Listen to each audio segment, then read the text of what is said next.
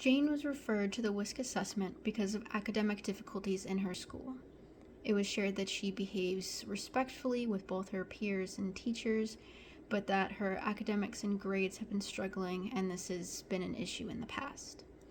Her familial history is that she's grown up with both parents who are very well educated and have had high-paying jobs, but more recently, one of her parents has lost their job, and this has been a cause for familial and financial stress.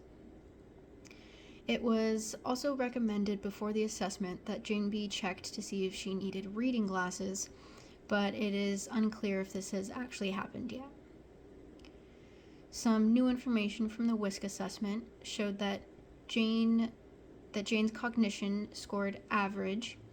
Her reasoning skills, she scored slightly above average, but that her reading, math, and language were all below average.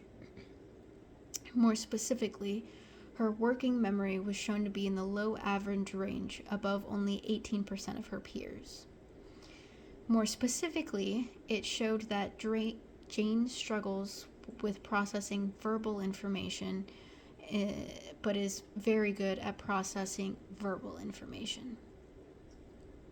This can all be brought back to Jane's education by showing that her working memory could be affecting her grades and academics by making it harder for her to remember new things and more time consuming to really process more difficult information that's shared in class. This difficulty and exhaustion from all the extra processing compared to her peers could also be making her more prone to making more and smaller mistakes throughout the day the more tired she gets. This assessment also showed that Jane struggles specifically with her attention, concentration, short-term memory, and visual processing.